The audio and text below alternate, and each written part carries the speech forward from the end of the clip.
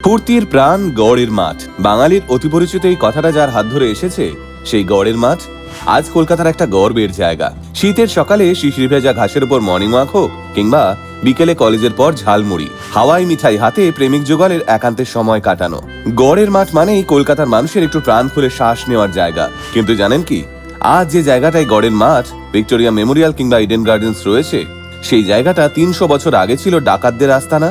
বাঘ শিয়াল ঘুরে বেড়াতো গোটা মাঠ জুড়ে। সেই থেকেই নানা চড়াই উতরাই পেরিয়ে এই জায়গাটা হয়ে উঠেছে কলকাতার ফুসফুস। তাহলে চলুন আজকের ভিডিওতে জেনে নেওয়া যাক কলকাতার গড়ের মাঠের না জানা গল্পটাই। সুতানুটি, গোবিন্দপুর ও কলিকাতা, এই তিনটে গ্রাম মিলেই তৈরি হয়েছে আজকের কলকাতা। আর ময়দান যে জায়গাটায় রয়েছে সেই জায়গাটা এককালে ছিল গোবিন্দপুর গ্রামের অংশ। সেই সময় সেখানে ছিল কয়েকটা ছোট ছোট কুঁড়ে ঘর আর মাইলের পর মাইল ঘন জঙ্গল। ১৬৯৬ সালে হুগলি নদীর তীরে ব্রিটিশরা তৈরি করেন প্রথম ফোর্ট উইলিয়াম। আজকে যেখানে general post office, reserve bank এবং ক্যালকাটা কালেক্টরেট রয়েছে, সেখানেই প্রথম ফোর্ট উইলিয়াম তৈরি করা হয়েছিল। কিন্তু ১৭৫৬ সালে নবাব সিরাজউদ্দৌলা হঠাৎ করেই কলকাতা আক্রমণ করে বসেন। লাল দিঘির যুদ্ধে ব্রিটিশদের পরাজিত করে তিনি ফোর্ট উইলিয়াম দখল করেন এবং কলকাতার নাম রাখেন আলীনগর। নবাবের বাহিনীর আক্রমণে ব্রিটিশদের ফোর্ট উইলিয়াম পুরো ভেঙে যায়। তবে ব্রিটিশরাও চুপ করে বসে থাকার পাত্র ছিল না। ১৭৫৭ সালে পলাশির যুদ্ধে সিরাজকে হত্যার পর মীর জাফরের কাছ থেকে পাওয়া বিপুল টাকায় ব্রিটিশরা নতুন করে দুর্গ তৈরির প্ল্যান করেন। তখনই বেছে নেওয়া হয় গোবিন্দপুরের এই জঙ্গলে ঘেরা জায়গাটিকে। এই অঞ্চলের বাসিন্দাদের শোভাবাজার এবং কুমারটুলিদের সরিয়ে দিয়ে জঙ্গল কেটে পরিষ্কার করে তৈরি করা হয় নতুন ফোর্ট উইলিয়াম।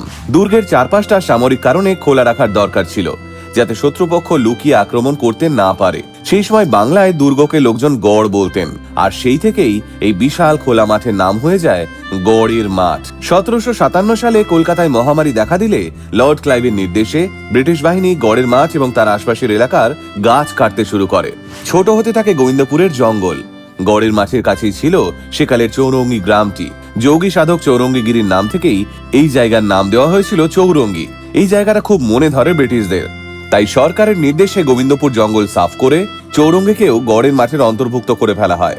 ধীরে ধীরে ব্রিটিশদের চাপে কলকাতার মূল জায়গা থেকে সরে যেতে শুরু করেন বাঙালি ধনীরাও।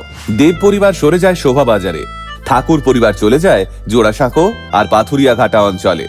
অন্যদিকে ঘোষাল পরিবার চলে যায় ভূকৈলাস বা আজকের খিদিরপুরে। আর পুরো এলাকা জুড়ে শুরু হয় ব্রিটিশদের অবাধ শাসন। ১৮৮১ সালে ফোর্ট উইলিয়াম অ্যাক্ট অনুযায়ী ফোর্ট উইলিয়ামের এই পুরো এলাকাটাকে নো নুইসেন্স জোন হিসেবে ঘোষণা করা হয়। পরবর্তীতে এই জায়গাটার পুরো নাম দেওয়া হয় ময়দান। এই ময়দানকে ঘিরে গড়ে ওঠে Victoria Memorial, Raj Bhavan, Eden gardens, Netaji indoor stadium, জাদুঘর, বিড়লা প্ল্যানেটোরিয়ামের মতো কিছু গুরুত্বপূর্ণ জায়গা। ব্রিটিশ আমলে যেখানে লাট সাহেবদের মূর্তি বসানো ছিল, সেখানেই স্বাধীনতার পর বসানো হয় মহাত্মা গান্ধী, সুভাষচন্দ্র বসু এবং মাতঙ্গিনী হাজরার মতো স্বাধীনতা সংগ্রামীদের মূর্তি। কলকাতার ঐতিহাসিক পিটি নায়ারের গবেষণা থেকে জানা যায়, কলকাতার এই গড়ের মাঠ নাকি আয়তনে নিউ ইয়র্কের সেন্ট্রাল পার্ক কিংবা লন্ডনের হাইড পার্কের থেকেও বড়। ইতিহাসের নানান চড়াই উতরাই পেরিয়ে একসময়ের বাঘের ডেরা গড়ের মাঠ আজ প্রায় ২ কোটি মানুষের শ্বাস নেওয়ার একমাত্র খোলা জায়গা। একটা সময়ে এটাই ছিল কলকাতার সব থেকে বড় মেলা প্রাঙ্গণ। বই মেলা থেকে শুরু করে বিভিন্ন ধরনের উৎসব, সবকিছুই হতো এই গড়ের মাঠে। কলকাতার আবেগ গড়ের মাঠের সঙ্গে আপনারও কোনো এভারগ্রিন মোমেন্ট জড়িয়ে রয়েছে? থাকলে অবশ্যই কমেন্ট করে জানান আমাদের।